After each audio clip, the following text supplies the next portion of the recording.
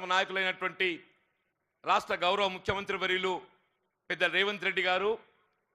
రాష్ట్ర ఉప ముఖ్యమంత్రి వర్యులైనటువంటి బట్టి విక్రమార్క గారు,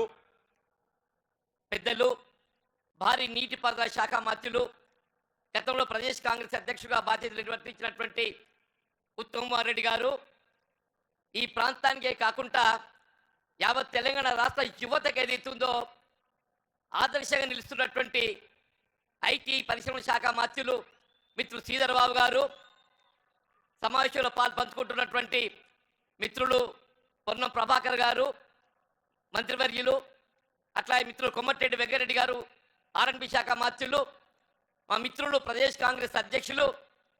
ఇలా రాష్ట్రంలో కాంగ్రెస్ పార్టీని ఇలా విజయ దశలో ముందు తీసుకుపోవడానికి కృషి చేస్తున్నటువంటి మహేష్ గౌడ్ గారు, ఇంకా వేదిక అలంకరించినటువంటి స్థానిక శాసనసభ్యులు, ఇతర మిత్రులు, ముఖ్యంగా పెద్దపల్లి జిల్లా నలుమూల నుండి తరలి వచ్చినటువంటి అశేష ప్రజానీకానికి నేను హృదయపూర్వకంగా నమస్కారాలు చెప్తూ, అంటే వాస్తవంగా ఈరోజు ఆనాడు తెలంగాణ రాష్ట్ర సాధన కొరకు ఏదైతుందో ప్రాణాలు త్యాగం చేసినటువంటి తెలంగాణ నిరుద్యోగ యువతకు ఏదైతుందో ఉద్యోగాల కల్పనతో ఒక ఆత్మవిశ్వాసం నింపే విధంగా ఈరోజు యువ వికాసం మరి కార్యక్రమాలు నిర్వహింపజేస్తూ తెలంగాణ నిరుద్యోగ యువత విద్యార్థులు ఏదైతే ఒక ఆత్మవిశ్వాసాన్ని నింపుతున్నటువంటి తెలంగాణ రాష్ట్ర ప్రభుత్వ గౌరవ ముఖ్యమంత్రి వారికి ఏదిస్తుందో నేను హృదయపూర్వకంగా ధన్యవాదాలు చెప్తూ, ముఖ్యంగా రైతాంగానికి సంబంధించి ఏదైతుందో ఇలా తెలంగాణ రాష్ట్ర ముఖ్యంగా ఈ ప్రాంతం అంతా కూడా రైతాంగం అని చెప్పి అంటున్నా. ఆనాడు యూపీఏ ప్రభుత్వ చైర్పర్సన్ సోనియా గాంధీ గారు ఏదైతుందో జాతీయ స్థాయిలో ఏకమొత్తంగా ₹1,00,000 రుణమాఫీ చేసిన ఘనత ఏదైతుందో మరి సోనియా గాంధీ గారికి దక్కితే, ఈరోజు అదే రాహుల్ గాంధీ గారు ఏదైతుందో వరంగల్ డిక్లరేషన్కి అనుగుణంగా తెలంగాణ రాష్ట్ర ప్రభుత్వ గౌరవ ముఖ్యమంత్రి గారు ఏదైతుందో ₹2,00,000 వరకు ఏకమొత్తంగా రుణమాఫీ చేసినటువంటి యొక్క ఏకైక రాష్ట్రం ఏదైతుందో తెలంగాణ ప్రభుత్వం చెప్పక తప్పదని చెప్పంటున్నాను. అట్లా ఏదైతుందో ఇలా కేంద్ర ప్రభుత్వం ప్రకటిస్తున్నట్టుగా మద్దతు ధర కల్పనకే చట్టబద్ధత కల్పించలేకపోతుంది. కానీ తెలంగాణ రాష్ట్ర ప్రభుత్వం ఏదైతుందో కనీస మద్దతు ధరకు చట్టబద్ధ కల్పనతో పాటుగా వరి ధాన్యం సన్న రకాలకు ఏదైతుందో ₹500 బోనస్ కల్పిస్తున్నట్టు ఏకైక రాష్ట్రం మరి తెలంగాణ రాష్ట్రం అని చెప్పక తప్పదని చెప్పంటున్నాం. ఈ విధంగా విద్యార్థులకే కానీ నిరుద్యోగ యువతకే కానీ రైతాంగం రైతు కూలీలకు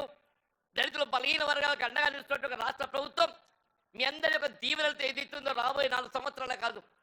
భవిష్యత్తులో ఏదైతుందో ఈ రాష్ట్రం మరింత పురోభివృద్ధిలో తీసుకుపోయే విధంగా ముఖ్యంగా పెద్దపల్లి జిల్లాకు ఒక ప్రత్యేకత ఉన్నది. ఈ రాష్ట్రానికి ఏదైతుందో సాగునీరు త్రాగునీరు కల్పనతో పాటుగా ఏదైతుందో సింగరేణి బొగ్గు కొని కార్మికులు రాష్ట్రానికి మరి వెలుగులు అందిస్తున్నారని చెప్పంటున్నా. అట్లా ఖనిజ సంపద అందిస్తున్నటువంటి జిల్లా పెద్దపల్లి జిల్లా తప్పని చెప్పంటున్నాం. పెద్దలు పొంగులేటి శ్రీనివాసరెడ్డి గారు గృహ నిర్మాణ శాఖ మంత్రులు ఏదైతుందో యావత్ తెలంగాణ రాష్ట్రంలో ఇండ్లు లేని నిరుపేదలకు అందరికీ గృహ నిర్మాణం మరి కల్పించాలని తలుస్తున్న సందర్భంగా ప్రత్యేకించి గౌరవ ముఖ్యమంత్రి గారికి ఏదైతుందో సింగరేణి గది కార్మికులందరినీ కూడా ఒక సొంత ఇంటి కళ నెరవేర్చబడే విధంగా ఆనాడు ఏదైతే వైఎస్ రాజశేఖర్ గారు ముఖ్యమంత్రిగా